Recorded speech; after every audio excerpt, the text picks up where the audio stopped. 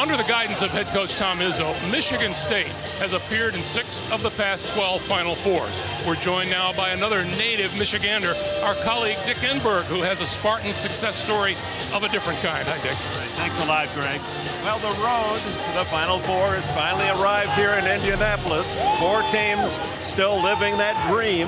And in that spirit, this is an inspiring story based on an extraordinary dream and 3 old Michigan State teammates from another sport who took to the road to make it all happen.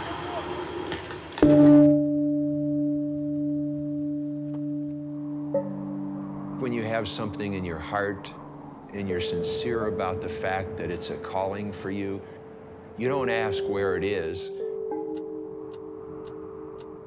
You just say, this is my calling, and now it's time for me to do something to help. And who better than old teammates to carry out that challenge? After all, athletics was the foundation of a lifelong friendship for Dr. John Shinsky, L.J. Bowron, and Pro Football Hall of Famer Joe DeLamielleure. They first met at Michigan State. Nearly 40 years later, the trio still shares common goals, values, and dreams. Dreams forged from childhood days. Please stand and encourage our Spartan cyclists as they begin their 2,000-mile journey of a lifetime. And now, to share a ride aimed at a remarkable victory. The relationships that I built with my football family, I don't know that I could have had a blood family that could be any closer. I think that anybody who has ever participated in sports knows that there's a lot more to athletics than the game. You know, Joe DeLamielleure would never ended up as an NFL Hall of Famer. And I would never become an educator if I didn't have sports. And LJ would have never became the director of the Secret Service. Each of us really wanted one another to be successful in whatever we pursued. John said a long time ago, he's going to open an orphanage. I said, I'm going to build a home for children. I don't know where, I don't know when, I don't know how I'm going to do it, but I'm going to do it. That kind of moved me. And I always tell my wife, if we ever make enough money, we're going to adopt some kids, because look how Shinsky turned out. Between 7 and 8, my father died. My mom felt that the neighborhood we were in was tough and it was very difficult to raise me as a child. When I was given up by my mom, it hit me right in the heart. I lost my father, and the next thing that happens is I lose my family. Age 8 to an orphanage. Shinsky's young life upside down. His foster family introduced him to sports, his lifeline, but he remained haunted by one question: how could my mother abandon me? I was no longer a ward of the state, so I could go back and see my mom. I couldn't imagine what kind of answer she could give me that would satisfy me, because I did not think there was a good answer to that question, and I just needed to know. When I walked in the house, I saw that there were some pictures on the wall of me when I played football, and I didn't even know she even kept up with me. And she said to me, I gave you up because I loved you more than I loved myself. I couldn't believe it. It made sense to me. I realized how difficult that could be for a parent to give up their 8-year-old child on their own, to give that child a better life. And then I invited her when I received my doctorate degree at Michigan State. I was very proud that my mother could get a chance to see that, because that's what she sacrificed for. But the very next day, she died of a brain aneurysm. My mom was just an ordinary person. She wasn't anybody special. But she taught me what unconditional love was, and she also taught me that ordinary people can do extraordinary things.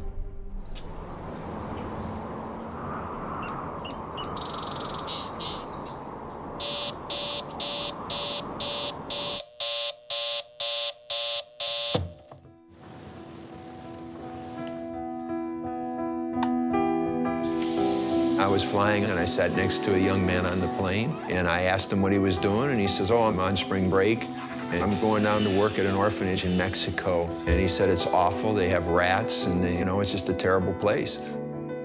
So I went down and visited the orphanage, and I sat down with the people and I asked them, I said, what can I do to help you? A businessman in Matamoros, Mexico said, I'd like to donate 17 acres to you if you will build an orphanage from scratch.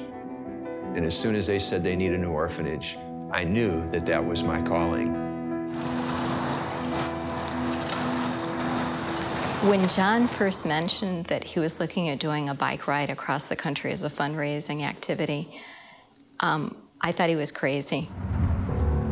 He called me up, he said, hey, I got an idea. Would you help me? I said, absolutely. Whatever it is, I'm going to do. And he said, I'm going to ride a bicycle to Mexico. It didn't take me even a minute to decide to do it. I don't even know how to ride a bike, but if I have to, I'll jog across the border.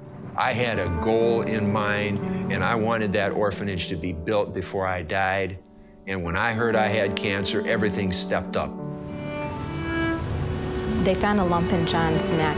He was diagnosed with cancer, and that was pretty traumatic. You know, he's such a fighter anyway, and this just gave him that much more reason to continue fighting. Now, you know, there could have been a chance I couldn't overcome cancer, but I did.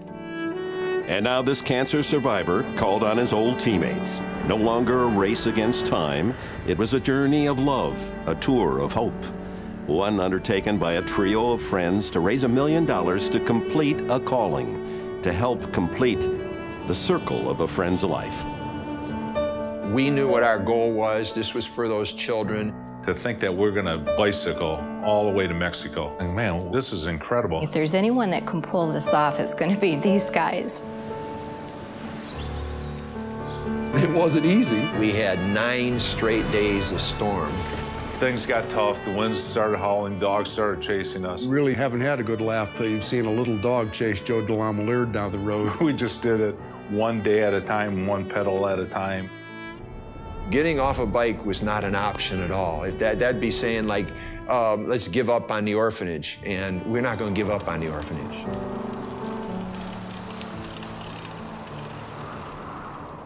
"2,000 miles, Michigan to Mexico, just across the border in Matamoros, the majestic dawn sky celebrates their arrival at the orphanage. Ironically, it's the 2nd anniversary of John Shinsky's cancer diagnosis. This was not just a bike ride. This was a bike ride of opportunity.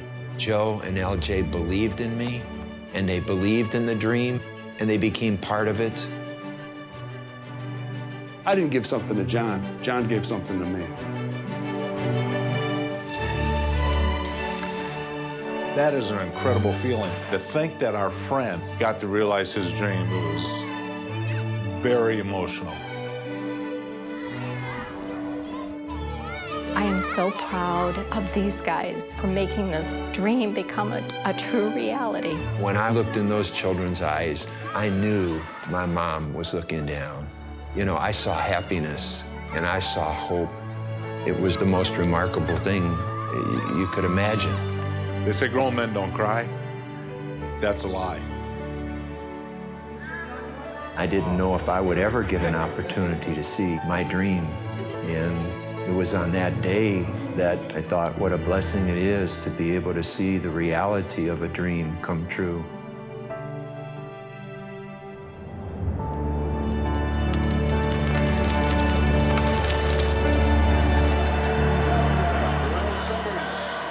As Joe DeLamiere said, it's a rich story of giving back, enough to make a grown man smile and cry. And wouldn't you just love to be able to sit down with those 3 guys over a cup of coffee and hear them go over their old college tales?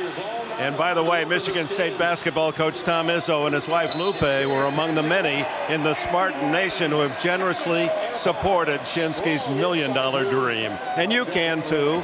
For more information, go to shinskyorphanage.org.